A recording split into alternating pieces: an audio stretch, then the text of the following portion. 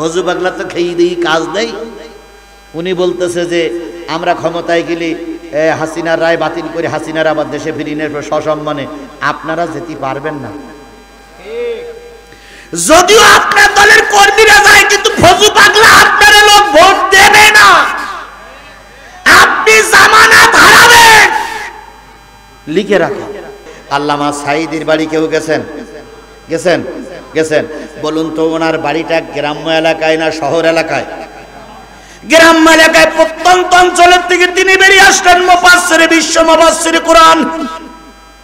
নিশ্চয়ই জিয়াউর রহমানের বাড়ি আপনারা সবাই গেছেন না ভাই? জিয়াউর রহমানের বাড়ি কি শহরে না গ্রাম অঞ্চলে? গ্রাম অঞ্চলে। এবং সেই বাড়িটা এখন প্রায় কেউ থাকে না। আমি এখান থেকে ৩-৪ বছর একবার সফর করে এসেছিলাম। গ্রামের বাড়িটা পরিত্যক্ত অবস্থায় পড়ে রয়েছে। তাহলে বোঝা গেল তার বাড়িটা ছিল গ্রামে।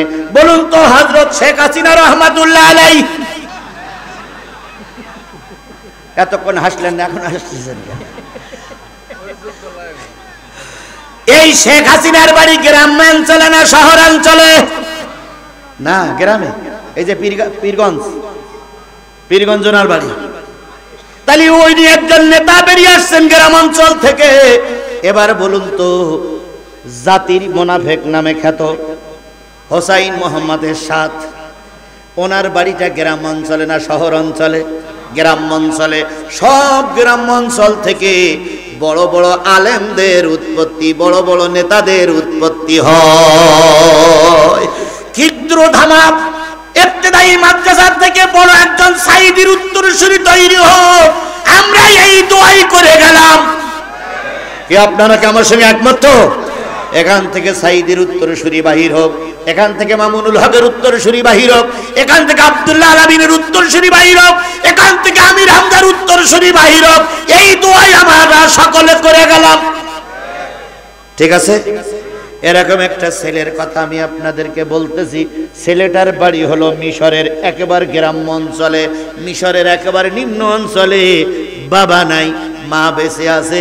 7টা ভাই, 7টা ভাইয়ের ভিতর থেকে সবচেয়ে ছোট্ট যে ভাইটা, ওই ভাইটা একটা গ্রামের মাদ্রাসায় পড়ে কোরআনের হাফেজ হয়েছে। আপনারা কোরআনের হাফেজ সবচেয়ে কম বয়সের কতটুকু দেখেছেন? কতটুকু? আমি 9 বছরের কোরআনের হাফেজ দেখেছি, আর 80 বছরের কোরআনের হাফেজের মাথায় পাগড়ি পরাইছি। আশ্চর্য মনে হইল না? 9 বছরের কোরআনের হাফেজের মাথায় যখন পাগড়ি দিলাম, মনটা জুড়িয়ে গেল যে আল্লাহ, এরকম হাফেজ প্রতিটা মাদ্রাসার থেকে তৈরি হোক। আমি গত বছর গোবিন্দগঞ্জে এক মাদ্রাসার মাহফিলে গেলাম। 9টা ছেলের মাথায় পাগড়ি পরানো হবে। কয়টা? 8জন পাগড়ি পরালাম। 9 থেকে শুরু করে 12, 13, 14 বছর পর্যন্ত বয়স। পাগড়ি নিয়ে ঘুরতেছি যে 9 নম্বর কই। হঠাৎ করে 80 বছরের এক বুড়ি মাজা, 80 বছরের এক বুড়ো মাজা একটু গোগল করে এসে বলতে, হুজুর আমি 9 নম্বর। আমি কলম, শোনেন মুরব্বী, আমার এমনি উঠাইছে দেরি করিয়ে, মেজাজ এমনি ভালো নেই, আপনি এখন রসিকতা করেন না। 9 নম্বরের পাটা। তো বলতে হুজুর আমি 9 নম্বর। বয়স কত? ভাই হুজুর 82। 82 বছরের বুড়ো 9 নম্বর। হাফেজ সাহেব বলতেছি না সরাবেন, 9 নম্বর নিয়ে আসবেন। তা হাফেজ সাহেব বলতে হুজুর ইনি 9 নম্বর। তা আমি তখন জড়াই ধরে বললাম, মুরব্বী কি করে 9 নম্বর হলেন আপনি? মুরব্বী তখন বলতেছে, হুজুর ওই যে বড় মসজিদটা দেখা যায়, ওই মসজিদে আমি 20 বছর 30 বছর মুয়াজ্জিনি করি বেতন ছাড়া। ইমাম আছে হাফেজ সাহেব, কিন্তু হাফেজ সাহেবের ফ্যামিলি দূরে থাকে, তাই উনি প্রতিদিন প্রায় এশার নামাজে ছুটি নেয়, ফজরে ছুটি নেয়। আর আমি এশার নামাজ আর ফজরের নামাজে যখন ইমামতি করতে যাই, সূরা কেরাত ভালো হয় না, পিছন দিক থেকে শুধু লোকমা দেয়। আমি হুজুরির বললাম, হুজুর ছুটি নেবেন জোহরে আর আসরে, এশায় আর ফজরে নিলে হবে না, কারণ শুধু লোকমা পড়ে। তবে জোহর আর আসরে দিলে লোকমা দেওয়ার কোনো সুযোগ নেই, এই জন্য আপনি ছুটি নেবেন। জোহরে আর আসরে, খবরদার এশায় আর ফজরে নিয়ে না। কিন্তু হুজুর সেই ছুটি নেবে সেই এশায়, আর ছুটি নেবে সেই ফজরে, শুধু লোক লোকমা দেয়। আমি চিন্তা করলাম, সবাই যখন লোকমা দেয়, ছোট ছোট ছেলেরা কোরআনের হাফেজ হয়, আমি কেন হতে পারবো না? সুবহানাল্লাহ বলেন। 10 বছর আগে বুড়িটারে বললাম, বুড়ি বয়স তো হয়ে গেছে, আর হক আদায় করার মতন কোনো সুযোগ নেই, বাড়ি থাকলু যা, না থাকলু তাই, সুতরাং তোর আর হক আদায় করা হবে না। হেফজখানায় ভর্তি হলাম, 3 ওয়াক্ত খাবার পৌঁছাই দিস। বুড়ি আমার গলা জড়াই ধরে বলল, যাও বুড়ো, আমি তোমার খাদ্য পৌঁছাইয়ে দেব। 10 বছর আগের থেকে শুরু করেছি, 10 বছর চেষ্টা করি, এবছর 30 পারা কোরআনের হাফেজ হয়েছি। আর একটু জোরে বলা যাবে না সুবহানাল্লাহ? আমি বুকের ভিতরে জড়াই ধরলাম, বললাম, মুরব্বি, জান্নাতের পথের টিকিট আপনি পেয়ে গেলেন। কয় হুজুর দোয়া করেন মৃত্যুর আগ পর্যন্ত 30টা পারা যেন সংরক্ষণ করতে পারি। তাহলে হাফেজের বয়সের কোনো শেষ নেই, বয়সের কোনো শুরু নেই। তবে আমি যে হাফেজটার কথা বলতেছি, হাফেজটার বয়স কেবলমাত্র 7 পারিয়া 8 হয়েছে। মিশরের 7টা ভাই, 7টা ভাইয়ের ভিতরে একজন ভাই কোরআনের হাফেজ, নাম তার বারাকাত। কি নাম?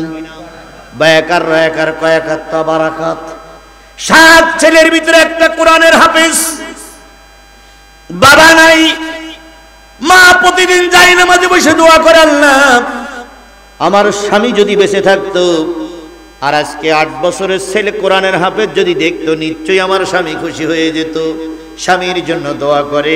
বারাকাতকে বুকের ভিতরে জড়াই ধরে বলল, বাজান আব্বার জন্য দোয়া করাল, আব্বা যদি বেঁচে থাকতো আজকে খুশি হয়ে যেত। এভাবে করে মা দোয়া করে, বারাকাত দোয়া করে, ভাইরা দোয়া করে। হঠাৎ করে একদিন শুক্রবার, আজকে কি বার? এই কথা বলেন, আজকে কি বার? কিয়ামত হবে কি বারে? সবাই মিলে বলেন। শুক্রবারে যেদিন কিয়ামত হবে, সেদিন ইসরাফিল আলাইহিস সালাম এক ফু মারবে, 14 তলা বিল্ডিং মাটির সঙ্গে মিশে যাবে। আজকে 10টায় 38 মিনিটে যখন কম্পন দিল, মনে করলাম আজকে শুক্রবার। তবে একটা জায়গায় বেঁধে আছে, 10ই মুহররম আজকে ছিল না। 10ই মুহররম আর আজকে শুক্রবারে যদি শুরু হতো, আমার মনে বলতো আজকেই ভূমিকম্পের মাধ্যমে কিয়ামত শুরু হবে। কিন্তু আল্লাহ এখনো কিয়ামত শুরু করবে না, কারণ এখনো বড় বড় গাররা গাররা আলেমেরা আছে। আলেমেরা নাই, কোরআনের প্রতীক নাই, ময়দানে ঝুঁকি নিয়ে এখনো কথা বলছে।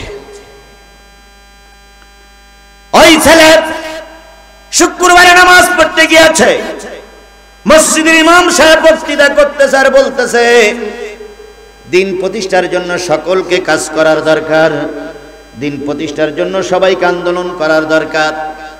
আমাদের পাশের দেশ, আমরা হলাম মিশর, এখান থেকে 2টা 3টা দেশ পরেই হলো ভারত।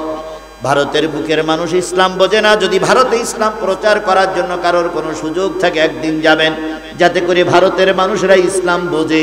এই কথা বলে তিনি বাইরে এসে শুনতেছে, একদল নাবিক মিশর থেকে ব্যবসা করার জন্য ভারতে যাবে। ওই ছেলেটা হাফেজ বারাকাতের মনের ভিতরে আলাদা আসলো, আমি কোরআনের দাওয়াত নিয়ে ভারতে যাব। ও ভাই, নিয়ত করুন, আপনার ছোট্ট ক্ষুদ্র নিয়তে হয়তো বিশাল কিছু হয়ে যেতে। বড় দল দেখি কিছু হয় না। আজকে জামাত আর বিএনপি ঠুনুঠুনি করতেছে, জামাতও ঠুনুঠুনি করতেছে, বিএনপি, 2 দল ঠুনুঠুনি করতেছে, কেডা ক্ষমতায় যাবে, কেডা ক্ষমতায় যাবে, কেডা ক্ষমতায় যাবে।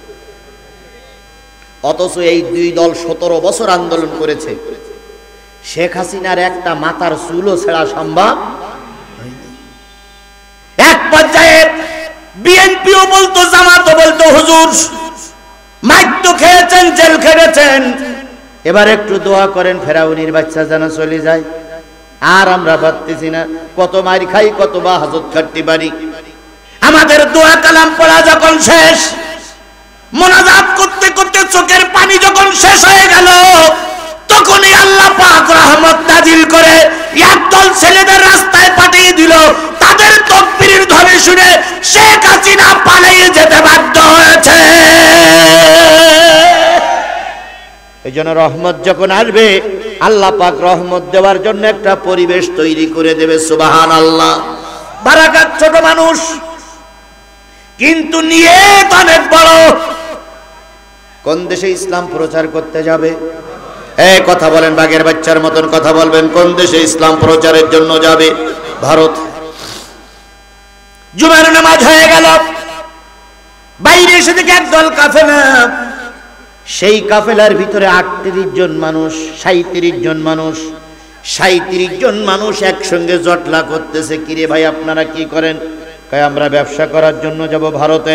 হাফেজ বারাকাত ওখানে বসে নিয়ত করলো, আমার দিলের ভিতরে কোরআন আছে, ওরা ব্যবসা করতে যাবে, ওদের সঙ্গে যদি আমি ওই ভারতে যেতে পারি, হুজুর যে ওয়াজ করেছে এই ওয়াজটা আমি ভারতের বুকে প্রচার করব, ভারত একদিন কোরআনের দেশ হয়ে যেতে পারে। আমাদের দেশে ডাক্তার জাকির নায়েক আসতে চেয়েছিল, ভারতের বাধার কারণে আসা হয়নি, কারণ ভারত বলতেছে উনি একজন পলাতক আসামি, তাই ওনাকে বাংলাদেশে ঢুকতে দেওয়া যাবে না। ভারত আমি আপনার কথা মেনে নিলাম, আপনার কথার কারণে ডাক্তার জাকির নায়েক আমার দেশে আসতে পারল না।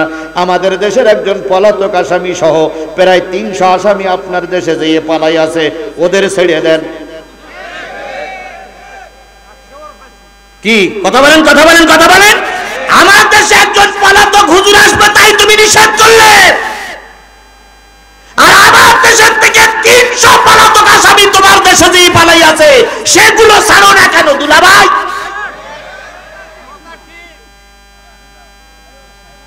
শেখ হাসিনা আর সাবেক স্বরাষ্ট্রমন্ত্রী, নাম বলতে গেলেও মনে এখন গোনা হয়, এখানে নাম ধরলু গোনা হবে। এখন এরা এখন পালাই যে বসে আছে। কথা বলেন, কথা বলেন, কথা বলেন। ভারত তোমার উচিত দেশের সঙ্গে সম্পর্ক রাখা, কোনো পার্টির পালানো নেতার সঙ্গে সম্পর্ক রাখা তোমার উচিত নয়। তুমি ধরলে সেটা ভালো, আর আমরা ধরলে খারাপ। কথায় বলে ধনী মানুষের মেয়ে যদি কোনো গরিব মানুষের ছেলের সঙ্গে বেরিয়ে যায়, তখন বলে আত্মীয়র বাড়ি বেড়াতে গেছে। আর যদি গরিব মানুষের মেয়ে খালাতো বুড়ির খালিতো ভাইয়ের সঙ্গে যদি কোনো বেড়াতেও যায়, তখন ঢাকঢোল পিটাই বলে উমুকির মেরিয়ে উমুকির ছেলের সঙ্গে রাতের অন্ধকারে বেহির হয়ে গিয়েছে।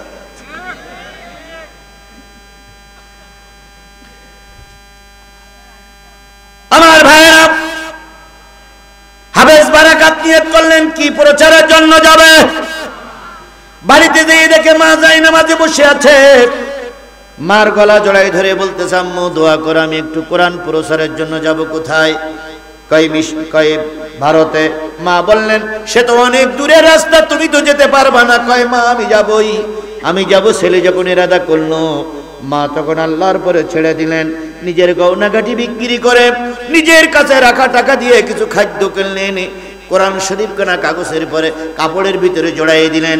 নির্ধারিত দিনে 37 জন লোক যখন ভারতে ব্যবসা করার জন্য যাবে, মা জননী তখন বারাকাতকে ওই 37 জন লোকের সঙ্গে দিয়ে দিলেন। ওরা যাচ্ছে ব্যবসা করার জন্য, আর এও যাচ্ছে ব্যবসা করার জন্য। ওরা যাচ্ছে দুনিয়ার ব্যবসা করার জন্য, আর ইনি যাচ্ছে কোরআনের ব্যবসা করার জন্য। ব্যবসা কয়টা? একটা হচ্ছে দুনিয়ার ব্যবসা, আর একটা কি? আখিরাতের ব্যবসা। আপনারা যারা এখানে বসে আছেন, কোন ব্যবসার ধান্দায় বসে আছেন? আখিরাতের ধান্দায় বসে আছেন। যারা টাকা দান করেছেন, কোন ধান্দায় টাকা দান করেছেন? আখিরাতের টাকায় ধান্দায় দান করেছেন। আর যারা দলের টিকিটির সঙ্গে আগামীকাল বিরানির লোভে, টাকার লোভে কোন দলের মিছিলে যাবেন, ওটাই হলো দুনিয়ার ব্যবসা, ওটাই হলো দুনিয়ার ব্যবসা, ওটাই হলো দুনিয়ার ব্যবসা। কোন নেতার মিটিংয়ে লোক যায় নিজের খেয়ে, নিজের পকেটেরটা খরচ করি। আর কোন দলের মিটিংয়ে কর্মীরা যায় পকেট ভরার জন্য, পেটে খাওয়ার জন্য। এরকম নেতা আছে না নাই? এই কথা বলেন, আছে না নাই? বগুড়ায় নাকি শুনলাম, আমি সেদিন ছিলাম শাহজাহানপুরি, বগুড়ার এক নেতা বিশাল মোটরসাইকেলের শোডাউন দিল। একজন মোটরসাইকেল আলো আমার কাছে যেই বলতে, হুজুর আজকে শোডাউন দিয়ে আসলাম। আজকে পকেটে একটা হাত দেই দেখি। বলছে কেন? যে কয় টাকা পাইছো? কাছে হুজুর টাকা পাইনি, আরো 202 তেল কিনতে হয়েছে, আমার নিজের গাড়ির টাকা দে। আমি বলবো নেতা দল করে লাভ কি? যে নেতা কলকলি তেল কিনতে নিজের টাকা দিয়ে, পকেটে কিছু পড়ে না, কয় হুজুর এটা করতেছে আখিরাতের আশায়। তার মানে আমরা যারা বসে আছি সব আখিরাতের ব্যবসা। কথা বলেন, কথা বলেন, কথা বলেন। আর কিছু লোক আছে যাওয়ার আগে কয়টা তেল দেবেন, কত টাকা দেবেন, বিরিয়ানি না সাদা ভাত। এই আমি কি কথাগুলো বাড়াই বলতেছি নাকি? এই কথাগুলো বাড়াই বলতেছি। তাহলে যারা টাকার আশায়, বিরিয়ানির আশায়, প্লেটের আশায় যায়, ওরা হলো দুনিয়ার ব্যবসা। আর আমরা কোরআনের প্রার্থীকে পাস করার জন্য নিজে গাড়ির তেল কিনে, নিজে রাস্তা বাড়ির থেকে রুটি বানাই নিয়ে গোটা এলাকায় কোরআনের জন্য মিছিল করলাম। এটা হলো আখিরাতের ব্যবসা, আখিরাতের ব্যবসা, আখিরাতের ব্যবসা। তাহলে আমরা আখিরাতের ব্যবসা করব না দুনিয়ার ব্যবসা করব? আপনারা যারা বসে আছেন আখিরাতের ব্যবসা না দুনিয়ার ব্যবসা? আখিরাতের ব্যবসার জন্য বসে আছেন। যাদের আখিরাত ভালো তাদের সব ভালো। ওরা 37 জন যাবে দুনিয়ার ব্যবসায়, আর বারাকাত যাবে কিসের ব্যবসায়? আখিরাতের ব্যবসায়। মা সাজিয়ে দিলেন, মা যিনি যা কিছু দেওয়ার দরকার সব কিছু দিলেন। মা সব কিছু দেওয়ার পরে কিছু নগদ টাকাও দিয়ে দিলেন। গালে চুমা দিয়ে বললেন, বাজান রে ছোট মানুষ, জানি না কি হবে, তবে খবরদার কোরআনকে যেন অবমাননা করো না। কোরআন কিন্তু পৃথিবীর সবচেয়ে মূল্যবান সম্পদ। মা চুমা দিল, বারাকাতের গলায় কোরআন ঝুলিয়ে দিল। বারাকাত নদী বন্দরে চলে আসলেন। 37 জন ব্যবসায়ী, 2 জন মাঝি মাল্লা। তাহলে 37 আর 2 জন কয়জন? 39। আর বারাকাত 40 জন লোক নিয়ে সন্ধ্যাবেলায় ভারতের উদ্দেশ্যে রওনা হলো একটা বিশাল জাহাজ, নৌকা। সেই নৌকায় লোক আছে মোট কয়জন? এই কথা বলেন। 40 জনের 37 জনের দুনিয়ার ব্যবসা, 2 জনের ভাড়ার ব্যবসা, আর একটা ছেলে মাত্র যাচ্ছে আখিরাতের ব্যবসা করার জন্য। কোরআন বুকে নিয়ে কোরআন প্রচার করবে, ভারতের মাটিতে আল্লাহর কোরআনের পতাকা উড়বে।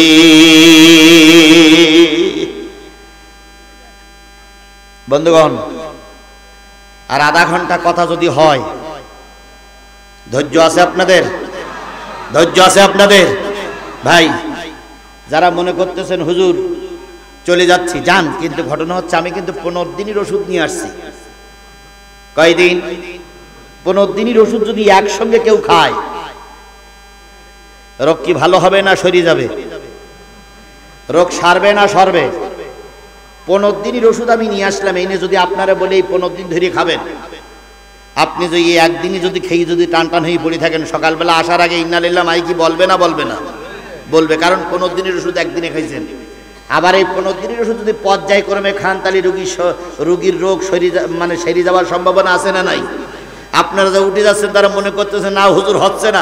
আরে বাবা, 15 দিনের ওষুধ একদিনই খাইয়েন না, মাঝে মাঝে নেন। মাঝে মাঝেই দেবো ইনশাল্লাহ। কারণ ব্যাট আর বল একসঙ্গে না হলে তো 4 মাইল হয় না। বল দিচ্ছে কঠিন, তখন টেস্ট টুক টুক টুক, হঠাৎ করে একটা বল পাওয়া গেছে, ফাইন বল, এক বাড়িতে মাঠের বাইরে ছক্কা। তা আমার এটা ছক্কা পর্যন্ত আসার সুযোগ দেন। মাঝে মাঝে টেস্টও খেলতে হবে, মাঝে মাঝে 20 খেলতে হবে, মাঝে মাঝে 50-এ ছক্কা মারতে হবে। সবসময় ছক্কা মারা যাবে না, সবসময় 4 মারা যাবে না, সবসময় টুকটুক করে খেললেও মজা লাগবে না। এই জন্য দয়া করে ওটা চলা করে না, আধা ঘন্টার সময় দেন, যেগুলো বাকি আছে সব পেয়ে যাবেন, কোনোটা বাদ থাকবে না ইনশাআল্লাহ। এখান থেকে 17 বছর আগের থেকে এই বগুড়ায় মাহফিল আমি করিনি। এই কথা বলেন, বগুড়ায় মাহফিল করিনি? অনেক জায়গা থেকে মাহফিল করে টুপি মঞ্চে বসেই খুলতে হয়েছে, জামা খুলিয়ে আর একজনের কাছে দিয়ে ওর বাপরা দিয়ে মুখ বাঁধতে হয়েছে। ধানের 2 পাশে ধান খাত লাগালে মাঝখানে কি থাকে? আলির পদ্মে যাতে গিয়ে জুতো মুতো শুধু সব শুধু ওই ধান খেতে চিট পাটাক দিয়ে পড়তে হয়েছে। কাদা মারতে মেকি ওইভাবে গাড়ি থেকে উঠতে হয়েছে। ড্রাইভার কয় কি খবর, মারামারি করেছে? না, মারামারি করেছি ধান খেতে। তাহলে সেই দিনও আমরা পার করেছি। কথা বলেন, কথা বলেন, কথা বলেন। সেই দিনে তারা বলতেন যে এই হুজুর হলো বাঘের বাচ্চা, আজকে তারাই বলে হুজুর শুধু মাহফিলে এসে রাজনীতি করে।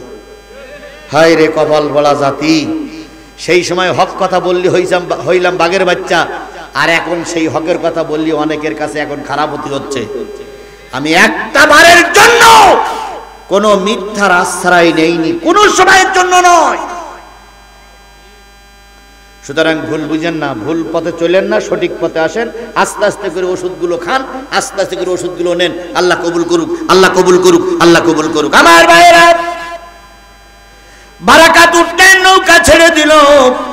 নৌকার মোট যাত্রী কয়জন?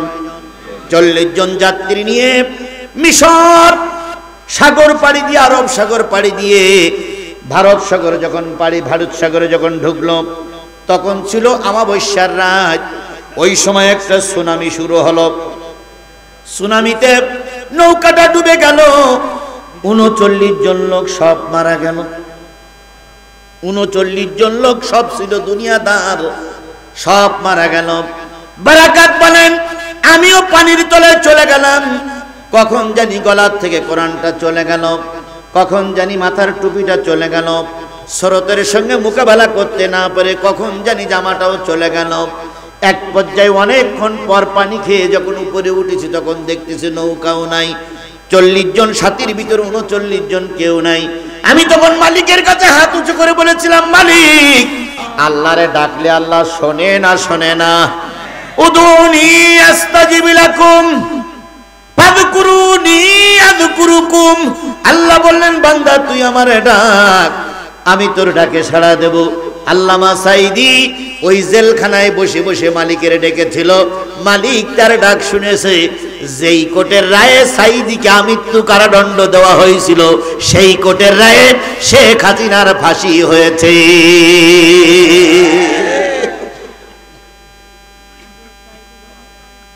তবে আমরা এই ট্রাইব্যুনালে শুধু রায়টা দেখতে চাই না, রায়টা কার্যকর করতে চাই। কথা ঠিক? এবার কোন দল ক্ষমতায় গেলে এই রায়টা কার্যকর হবে, ও সিদ্ধান্ত বগুড়ার মানুষ নেবে। ও সিদ্ধান্ত আমরা নিয়েছি, আমরা সাতক্ষীরার মানুষ সিদ্ধান্ত নিয়েছি। 4 জন লোক কোরআনের পক্ষে থেকে দাঁড়িয়েছে। আমরা নিজেদের সব কিছু পরিত্যাগ করে সিদ্ধান্ত নিয়েছি 4টা আসন আমরা কোরআনের জন্য জাতীয় সংসদে পাঠাবো। বগুড়ার মুসলমানেরা, তোমাদেরকেও সিদ্ধান্ত নিতে হবে এই কোরআন প্রতিষ্ঠা করার জন্য আসনটা কোরআনের জন্যই নির্বাচন করা লাগবে। আমার চাইতে নেতা বড়, নেতার চাইতে দল বড়, দলের চাইতে দেশ বড়, দেশের চাইতে কোরআন বড়। কথা ক্লিয়ার? আমার চাইতে কি বড়? নেতা বড়, নেতার চাইতে দল বড়, দলের চাইতে, এই কথা বলেন না কেন? আবারও বলি, আমার চাইতে নেতা বড়, নেতার চাইতে দল বড়, দলের চাইতে দেশের চাইতে ঈমান বড়, কোরআন বড়। সুতরাং নেতা বাঁচাতে যদি কোরআনের ক্ষতি হয়, ও নেতা আমার দরকার নাই। আল্লাহ রসুল ঈমানের পরে টিকে থাকতে পারিনি, তাই হিজরত করে কোথায় যেতে হয়েছিল? এই কথা বলেন না কেন? হিজরত করে কোথায় যেতে হয়েছিল? তাহলে রসুলের কাছে নিজের আপন দেশের চাইতে কোরআনের মর্যাদা বেশি ছিল। আমি যদি সেই রসুলের উম্মত হই, তাহলে তোমার আমার কাছে কোরআনের মর্যাদা সবচেয়ে বেশি থাকা লাগবে। কি সমস্যা?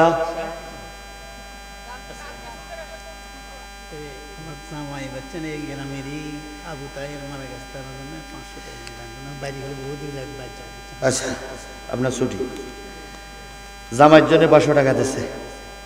উনি বহুত দূর যাবে, তাই উনি দোয়া চাইছে। ও ভাই, ওটা চলা করলে আমি এক্ষুনি মোনাজাত করে দেব। তাহলে মুরব্বী উঠলেন কেন?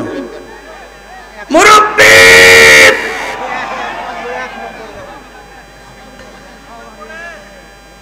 এ বসেন বসেন, এ বৈশা যান।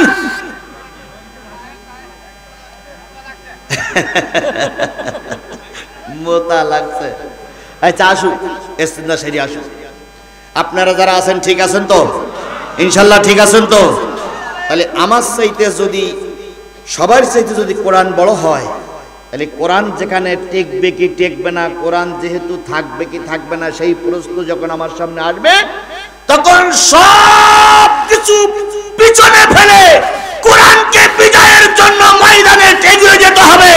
কারণ একমাত্র কিয়ামতের দিন কোরআনই তোমার পক্ষে সুপারিশ, আমার পক্ষে সুপারিশ করতে পারে। আল কোরআনু শাফিআম মুসাফফা আমা হিল্লু মুসাদ্দিকান মান জালাহু আমামাহু কাদ্দাহু ইলাল জান্নাহ আমান জালাহু খালফাহু সাকাতাহু ইলান নার। আল্লাহ রাসূল বলেন কোরআন এমন একটা কিতাব, কিয়ামতের দিন কারোর পক্ষে সুপারিশ করবে, কারোর বিপক্ষে আল্লাহর কাছে নালিশ করবে। যারা কোরআনকে বুকে ধরে কোরআনের বিধান চালু করার জন্য চেষ্টা করবে, কোরআন তাদেরকে সুপারিশ করে আল্লাহর জান্নাতে নিয়ে যাবে। আর এই কোরআনকে পিছনে ফেলে কোন জাগতিক নেতাকে পাশ করানোর জন্য যদি কোরআনকে পিছনে ফেলে রাখা হয়, শোনো আল্লাহর বান্দারা, বগুড়ার মুসলমানেরা, কোরআন ধাক্কা দিয়ে তোমাকে জাহান্নামে নিক্ষেপ করবে। সুতরাং আমরা কি কোরআনের সঙ্গে জান্নাতে যেতে চাই না? কোরআনের সঙ্গে জান্নাতে যেতে চাই না? কারা কারা কোরআনের সঙ্গে জান্নাতে যেতে চান একটু হাত তোলেন তো।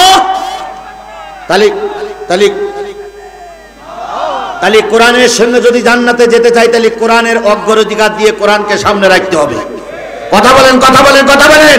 তাহলে আগামীতে একদিকে কোরআনের আইন আর একদিকে নেতার আইন, একদিকে কোরআনের আইন আর একদিকে দলের আইন। কার আইনটা মাথায় রাখবো? এই কথা বলেন, কার আইনটা মাথায় রাখবো? জোরে বলেন, কার আইনটা মাথায় রাখবো? তাহলে কোরআনের আইন যদি মাথায় রাখতে হয়, তাহলে কোরআনের আইনের জন্য আজকের থেকে এই মাহফিল থেকে প্রতিজ্ঞাবদ্ধ হলাম, কোরআন কাঙ্ক্ষিত জায়গায় পৌঁছানো না পর্যন্ত কেউ ঘরে ফিরে যাব। আমার ভাইরা, হাফেজ বারাকাত, কোরআন সব চলে গেছে। তিনি বলেন আমি ভেসে উঠলাম, কাঠের গুড়ির পরে চড়ে বসলাম। গুড়িটা চলতে শুরু করলো, চলতে চলতে চলতে চলতে ৩-৪ দিন পরে এক সময় কি বলে সীমানায় চলে আসলো, নদীর চরে চলে আসলো। পরনে কাপড় নাই, গায়ে কোনো কাপড় নাই, সঙ্গে কোনো খাবার নাই। 2 দিন আর 3 রাত কোনো খাওয়া হয় না। এরপরে নদীর চরে পড়ে থাকলাম। আমি মৃত্যু প্রায়, আমার মনে হচ্ছে আমি মৃত্যুবরণ করব। হঠাৎ করে উনি নদীর চরে পড়ে আসে। ওই নদীর চরের ওই রাস্তা দিয়ে একটা বুড়ি মানুষ যাচ্ছিল। বুড়িটা জাতিতে হিন্দু। ভারত কোন দেশ? হিন্দুদের দেশ। বুড়িটা জাতিতে হিন্দু। বুড়ি যাচ্ছিল জঙ্গলে কাঠ কাটতে। বুড়ির বাড়িতে একটা মেয়ে আছে, 9 বছর 10 বছরের একটা মেয়ে বুড়ির বাড়িতে আছে। আর 9-10 বছরের একটা ছেলে নদীর চরে পড়ে আছে। বুড়ি মেয়েটারে বাড়ি রেখে কিছু রুটি আর কিছু যন্ত্রপাতি নিয়ে জঙ্গলে যাচ্ছিল কাঠ কাটতে। কাঠগুলো বাজারে বিক্রি করবে, বিক্রি করে যে পয়সা হবে সেই পয়সা দিয়ে মেয়েটার জন্য বাজার করে নিয়ে আসবে। হঠাৎ করে তাকেই দেখে নদীর চরে একটা সুন্দর চাঁদের মতন একটা সন্তান পড়ে আছে। সকাল 9টার সূর্য তার মুখের পরে লাগতেছে, চিকচিক করতেছে। দেখে মনে হয় ছেলেটা খুব সুন্দর, সম্ভ্রান্ত বংশের ছেলে। এবার বুড়ি তার যন্ত্রপাতিগুলো রেখে, কাঠ কাটা যন্ত্রগুলো রেখে, রুটি আর পানিগুলো পাড়ের পরে রেখে, নদীর বাঁধের পরে রেখে আস্তে করে কাদার ভিতরে নেমেছে। নেমেও যখন উঁচু করেছে, দেখতেছে ছেলেটার শরীর এখনো গরম। তার মানে কি আছে? বেঁচে আছে। বুড়ি বলেন আমি ছেলেটার উপরে উঠালাম, রুটি আর পানিগুলো নরম করে ছেলেটারে খাওয়ালাম। কিছুক্ষণ পরে ছেলেটা চোখ মারল। আমি বুড়ি আমার মুখের দিকে তাকাইয়ে, ছেলেটা বলতেছে ইয়া আল্লাহ ইয়া উম্মু, ইয়া আল্লাহ ইয়া উম্মু, ইয়া আল্লাহ ইয়া উম্মু। এই দুটো শব্দের অর্থ কি? হে আমার রব, আর ও আমার মা, ও আমার মা, ও আমার মা, আমি বিপদে পড়েছি, তুমি দোয়া করো। আর হে আমার রব, তুমি আমাকে সাহায্য করো। ওই বুড়ি বাচ্চাটার গালে চুমা দিয়ে বলতেছে বাজান রে, তুই যে কি ভাষা বলিস আমি তো বুঝি না। আমি হিন্দি দেশের মানুষ, তুই তার ভিত্তি করা কিসে কথা বলতেছিস আমি বুঝি না। বাচ্চাটারে বাড়ি নিয়ে গেল। বুড়ির মাথার ওন্নাটা বাচ্চাটারে পড়ালো, ছেলেটারে পড়ালো। বাড়ি নিয়ে মেয়েটারে ডেকে বলতেছে মারে বেরিয়ে আয়, ভগবান নদীর চরে তোর একটা ভাইয়ের সন্ধান মিলাইয়ে দিয়েছে। হিন্দুরা তো ভগবানই বলবে, আর আমরা কি বলি? আল্লাহ বলি। কোন অমুসলিম ভাই যদি শোনেন ইসলাম ধর্ম কত শান্তির ধর্ম, শুনে যান। এরপরে একদিন দুই দিন করে ওই মেয়ে আর ওই বারাকাত বাড়ি থাকে, মা যায় কাট কাটতে। এভাবে করতে করতে করতে করতে বছর দুই চলে গেছে। বারাকাত এখন বড় হয়েছে, 10-12 বছরের ছেলে। একদিন বারাকাত সকালবেলা মার ডেকে বলতেছে, মা তুমি আমার মা, তুমি আমার বোনেরও মা, আমারও মা। ও মা, তোমার হাতের ওই যন্ত্রটা আমার কাছে দাও, কাটকাটা দড়িটা আমার কাছে দাও, রুটি আর পানিগুলো আমার কাছে দাও।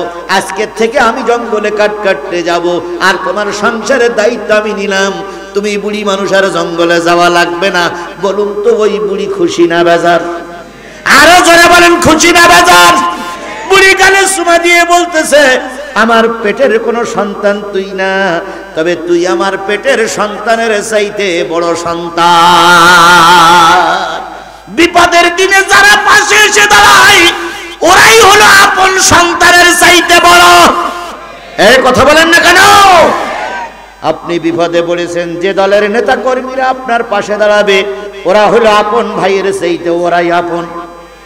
আর যে নেতা কর্মীরা বিপদের সময় দূরে সরে যায়, পাথর দিয়ে আপনার নিজের দলের নেতাকে মেরে ফেলে, নিজের দলের বউ পছন্দ হয়েছে দেয়নি বলে পেটে ছুরি ঢুকাই দেয়, ওরা বন্ধু না, ওরা শত্রু। বাংলাদেশে একটা দল আছে, আর তার একটা ছাত্র সংগঠন আছে।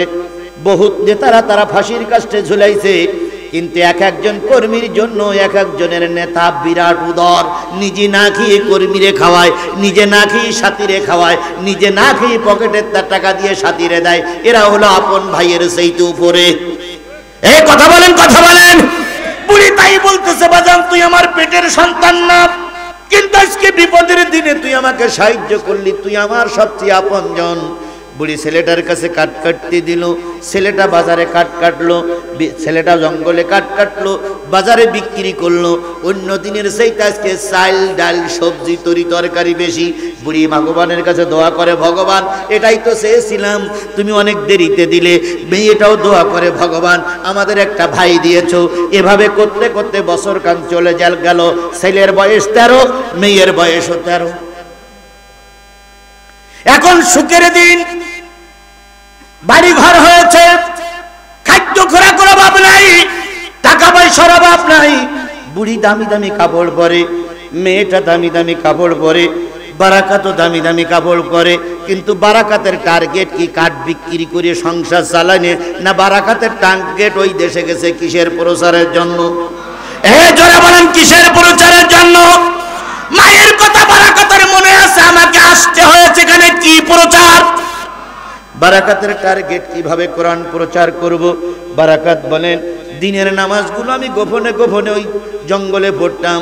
রাতের নামাজগুলো যখন বুড়ি আর মেয়ে শুয়ে পড়তো, ঘুমায়ে পড়তো, আমি একা একা রাতের নামাজগুলো পড়ে আল্লাহর কাছে দোয়া করতাম, আল্লাহ আমি তো বুড়ির সংসারে কাঠ কাটার জন্য আসিনি, আমি তো মেয়ের সংসারে কাপড় কিনে দেওয়ার জন্য আসিনি, আমাকে তো মিশর থেকে এখানে আনা হয়েছে।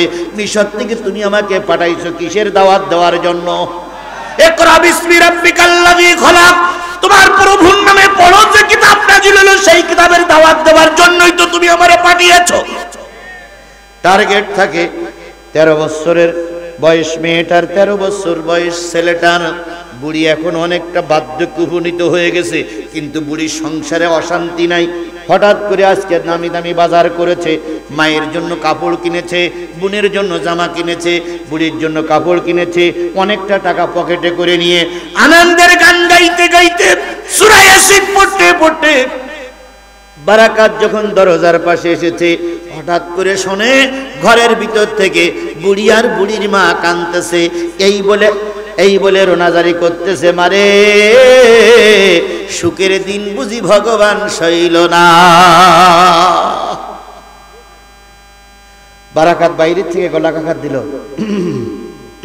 আসসালামু আলাইকুম। বুড়ি আর বুড়ির মেয়ে কান্না জড়িত কণ্ঠে বললেন, ওয়ালাইকুম আসসালাম। মা কান্দো কেন? বোন কান্দিস কেন? বুড়ি তখন বারাকাতের জড়াই ধরে বলতেছে, বাজান এই কান্না শুনে তোমার কোনো লাভ নাই, তুমি কোনো উপকার করতে পারবা না, কারণ প্রতিষ্ঠিত সরকারের বিরুদ্ধে তুমি দাঁড়াতে পারবে না। বারাকাত মায়ের চোখের পানিটা মুছাই দিয়ে বোনটার কাছে যেয়ে বলতেছে, কান্দিস কেন, কি হয়েছে? কয় ভাইয়া তুমি তো এই দেশের নিয়ম জানো না, এই দেশে 12টা মাসে 12টা মেয়ে। তোমাকে যে সাগরের কাছ থেকে আমার মা কুড়িয়ে নিয়ে আসছিল, ওই সাগরের পারে বিরাট একটা ঘর তৈরি করা আছে, সেই যেই ঘরটারে কালো ঘর বলে, জমের ঘর বলে। ওই ঘরে প্রতিটা অমাবস্যা রাত্রিতে আমার মতন একজন যুবতী মেয়েকে নববধূ বানিয়ে পাঠায় বসাই রাখতে হয় ওই ঘরের ভিতরে। রাতের বেলায় কে বা কারা আসে মেয়েটার সঙ্গে ধর্ষণে লিপ্ত হয়, তারা আসে অনেকগুলো মানুষ, এই মেয়েটার ব্যবহার করে। কতগুলো মানুষের অত্যাচার মেয়েটা সহ্য করতে না পারে এক সময় মারা যায়। মেয়েটার পরনের কাপড়গুলো ওরা সব ছিঁড়ে ঘুরে ফেলে, মেয়েটার গায়ের জামাগুলো ওরা সব ছিঁড়ে ঘুরে ফেলে। এরপরে মেয়েটা মারা যায়। মেয়েটার লোভনীয় অংশ, দর্শনীয় অংশ, যেগুলো দেখলে পুরুষের কামত্ব বাড়ে, যৌন ক্ষুধা বাড়ে, ওই অংশগুলো কামড়াই কামড়াই খায়। সমস্ত গায়ের গোশতগুলো ওরা কামড়াই কামড়াই খেয়ে যায়। পরের দিন সকালবেলা সরকার যে ওই কঙ্কালটার নিয়ে ওই কলকাতার ওই নিমতলার শ্মশান ঘাটে বিরাট বড় জাকজমাট করে তার শেষ সমাধি পালন করে। 11 মাস শেষ হয়ে গেছে, 11টা মেয়ের জীবন্ত ওখানে মরণ হতে হয়েছে। আগামীকালকে রাত্রিতে আমার বাজেট করে গেছে সরকারের সেনাবাহিনীর এসে, আগামীকাল রাত্রে আমাকে ওই ঘরে যেতে হবে। বধূ সেজে গয়নাগাটি তারা দিয়ে গেছে, গয়নাগাটি পরে নতুন শাড়ি পরে ওই ঘরে যেতে হবে। তাই কাঁদতেছি, সুখের দিন বোধহয় আমাদের কপালে নাই। বারাকাত বলতেছে, চোখের পানি মোছ মা, চোখের পানি মোছো। আমি তো এই দিনটার অপেক্ষায় ছিলাম, কারণ আমি এসেছি কি প্রচার করার জন্য। এখন কোরআন প্রচার করতে গেলে একটা মৌকা লাগবে না, একটা সুযোগ লাগবে না? হঠাৎ করে আপনি বললি তো হবে না। 54 বছর আজ করেছি, জাতীয় সংসদে কোরআন নিয়ে যেতে পারিনি। এই 54 বছর ওয়াজের ফসল আগামী ফেব্রুয়ারি মাস। এই কথা বলেন না কেন? 54 বছরের কষ্ট আগামী ফেব্রুয়ারি মাস। ওইখানে যদি আমরা আমাদের নেতা নির্বাচন করে জাতীয় সংসদে পৌঁছাতে পারি, 54 বছরের কষ্ট ওই দিন লাঘব হবে। এই 54 বছরের কষ্ট লাঘব করার জন্য আগামী দিনে কোরআন প্রতিষ্ঠা করার সেই দিনটার অপেক্ষায় আমরা আছি। কথা বলেন, কথা বলেন, কথা বলে। সুতরাং আমাদেরকেও টার্গেট নিয়ে এগিয়ে যেতে হবে, আল্লাহ কবুল করুক। বুড়ি বলতেছে, বাজান প্রতিষ্ঠিত একটা সরকার প্রধান, তার আছে স্পেশাল পুলিশ, স্পেশাল সীমান্ত রক্ষা বাহিনী, দেশ রক্ষা করার জন্য আছে সেনাবাহিনী। তুমি বাজান পারবা না। বারাকাত বললেন, মা আমার দিলের ভিতরে এমন একটা মন্ত্র আছে, যে মন্ত্র যেখানেই পড়া হয় সেই মন্ত্রের পক্ষের লোকেরা সেখানেই বিজয় অর্জন করে। আর ওই মন্ত্র নিয়ে পৃথিবীর যে প্রান্তেই যায়, সেই প্রান্তেই মন্ত্র যিনি নাজিল করেছেন তার মালিক তাদের হেফাজত করে। নাহানু নাযালনা যিকরা ওয়া ইন্না লাহু লা। সুতরাং আমার ভিতরে আছে সেই মন্ত্র। মা তুমি আমার জন্য দোয়া করো। আমি আশা করছি এবারেই এদেশে কোরআনের প্রচার শুরু হবে ইনশাআল্লাহ। তাহলে মাঝে হঠাৎ করে কিছু করা যায় না, সুযোগ লাগে না ভাই, সুযোগ লাগে না, হঠাৎ করে কিছু করা যায়। আমি যদি কালকে ফুটপাতে 7 মাথায় যেয়ে যদি এরকম বক্তৃতা করি, খাটবে। তাহলে আপনারা যুবকেরা আজকের এই যুবকদের ধন্যবাদ জানাই, আজকের এই যুবকদের ধন্যবাদ জানাই, যুবকদের ধন্যবাদ জানাই। যুবকরা মাহফিলে আসার আগে সব আমার কাছে গিয়েছিল, ওরা বলল হুজুর আমরাই কোরআনের মাহফিল দিয়েছি, যুবকরা আজকে আমাদের সুযোগ করে দিয়েছে বলেই তো কোরআনের কথাগুলো বলতে পারছি। এই জন্য সব কথা সব জায়গায় বলা যায় না, কিছু কিছু সুযোগের অপেক্ষায় থাকতে হয়। আমরা ওয়াজ করেছি, মসজিদে কেঁদেছি, সাইদির জানাজা করতে পারিনি। 54 বছর পর আল্লাহ একটা সুযোগ দিয়েছে, এই সুযোগ যদি কাজে লাগাতে না পারো 100 বছর মারি খাওয়া লাগবে, 100 বছর আবার মারি খাওয়া লাগবে। এই জন্য 100 বছর মারি খাবেন না, এবারে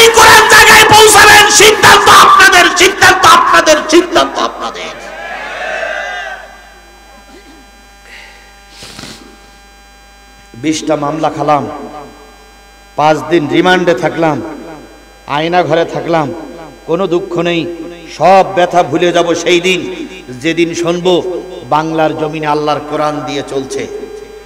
কথা বলেন, কথা বলেন, কথা বলেন। আপনি আমার সঙ্গে একমত হবেন তো ইনশাল্লাহ? একমত হবেন তো ইনশাল্লাহ? আমার ভাইয়েরা, মা যতই দোয়া করুক মায়ের কথা শুনলেন না। এবার বারাকাত বললেন, মা কবে যেতে হবে আমার বোনটার? কয় আগামীকাল রাত্রি, অমাবস্যার রাত্রি বাজেট, সম্ভবত আজকেও মনে হয় অমাবস্যার রাত চলছে, অথবা মনে হয় চাঁদ কেবল উঠেছে আজকেই। সেই অমাবস্যার রাতে যেতে হবে, যেদিন চাঁদের কোন অক্ষর দেখা যাবে না, অংশ দেখা যাবে না। বারাকাত বললেন, মা তোমার কালকে 2টো কাজ করা লাগবে। কি কাজ?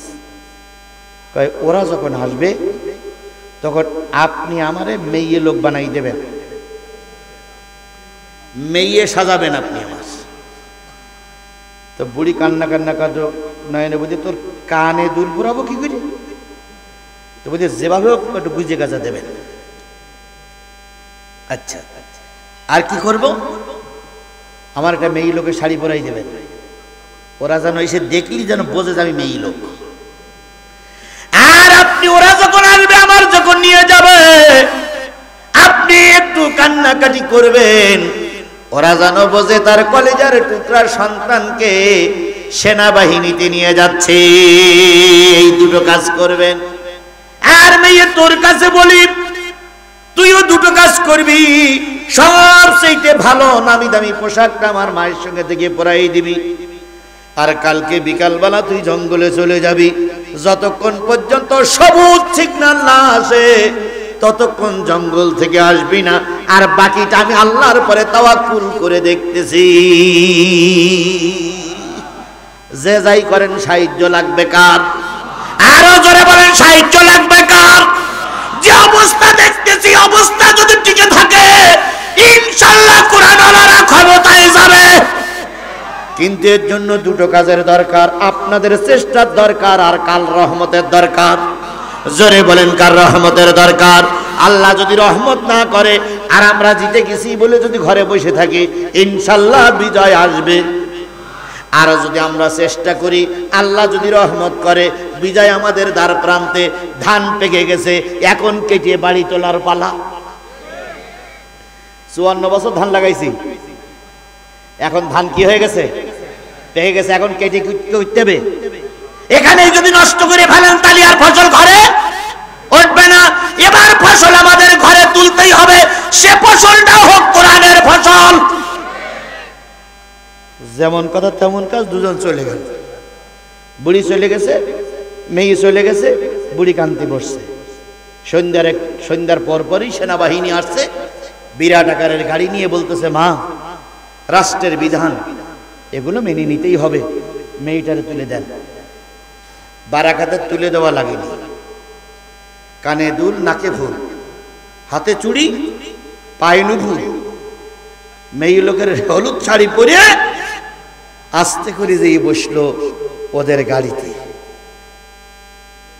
সেনাবাহিনীর লোকজন বলতেছে 11টা দিছি এ মাসে, কিন্তু কেউ তো এরকম হাসি মুখী যায় না। এটা হাসি মুখী যাচ্ছে, এটা মেয়ে না ছেলে। বুড়ি তখন বলতেছে, আমার এই মেয়ে ছাড়া আর কেউ নেই। বুড়ির বলেছিল, তুমি একটু কান্নাকাটি করে দিও। আচ্ছা বলুন তো, আপন সন্তান মরে গেলে আর পরের সন্তান মরে গেলে কান্না দুইটি কি এক হয়? জোরে বলেন, এক হয়? মেয়েরা কাঁদতে পারে, কিন্তু ওই কান্নার কান্না হয় না। মেয়েরা কিন্তু কাঁদতে পারে, ওরা কিন্তু কাঁদতে পারে, এই গুন্ডা ওদের আছে। এরা আজ যাই করুক, অন্য লোক মরে গেলে ওই কান্নার সঙ্গে সুর মিলাইয়ে জারি গানের মতন কাঁদতে পারে। দেখবেন বাসের একটা লোক মরে গেছে, 10 জন কাঁদতেছে, এ গেছে দেখতে উড়িশ হয়ে কাঁদতেছে। তো জিজ্ঞেস করা হইলো, ওর ছেলে মারা গেছে, ওর ভাই মারা গেছে, ওর দাদা মারা গেছে, ও কাঁদছে, তুমি কাঁদলে কেন? কই ওরা কাঁদতেছে বলে ওদের সুর তুলে দিলাম, ওরাও যাতে কাঁদতে সুবিধা হয়, এই জন্য ওর সঙ্গে আমিও কান্নাকাটি করে দিছি। এরা কিন্তু মেয়েদের একটা অভ্যাস আছে, বগুড়ার মেয়েরা কাঁদতে পারে, এটা আমিও জানি। আমার প্রিয় ভাইরা, কান্নাকাটি শেষ, হাফেজ বারাকাতকে নিয়ে যাওয়া হলো, অন্ধকার ঘরের ভিতরে রেখে আসা হলো। অন্ধকার ঘরের ভিতরে রেখে আসা হলো। হাফেজ বারাকাত চিন্তা করলেন, এই ঘরে 11 মাসে কয়টা গেছে? আমি 12 নাম্বার। কারা যে আসবে তা তো আমার জানা নাই, তবে সেটা যদি জ্ঞান হয়, পরি হয়, সে যদি দুষ্ট জ্ঞান হয়, তাদের মোকাবেলা করার জন্য আমার মন্ত্র কাজে লাগবে। আর সেটা যদি সরকারের কোনো বাহিনীও হয়, কোরআন তেলাওয়াত করলে নিশ্চয়ই তাদের দিলটা নরম হবে। বারাকাত ঘরটা পরিষ্কার করলেন, কারণ প্রতি ঘরের প্রতি মাসে একটা করে দেওয়া হয়। পায়খানা পেশাব অবস্থির হয়ে রয়েছে, ঘরটা পরিষ্কার করলেন সাগরের পানি দিয়ে, মাথার ওন্নাটা দিয়ে মুছলেন, আবার ধুয়ে যায় নামাজ বাজানেন, এশার নামাজ মাগরিবের নামাজ আদায় করলেন। আদায় করার পরে হাফেজ বারাকাতের টার্গেট হলো, রাতে যখন আসবে তখন তাহাজ্জুদ ফজর পর্যন্ত আমার উজুর সঙ্গেই থাকতে হবে। নতুন করে আবার উজু করলেন, উজু করার পরে ঠিক 12টা পর্যন্ত বিভিন্ন নফল নামাজ পড়ে, এবার তাহাজ্জুদ নামাজ পড়ে সর্বশেষ তেলাওয়াত করতেছে ইয়াসিন ওয়াল কুরআনিল হাকীম ইন্নাকা লামিনাল মুরসালিন। হঠাৎ করে আওয়াজ আসলো, কারা যেন আসতেছে। বারাকাত প্রথমে একটু ভয় পেয়ে গেলেন, আবার নিজেকে সামলালেন। আমার দিলে তো কোরআন আছে, আমি কোরআনের পাগল, আমি তো কাউকে ভয় করতে পারি না।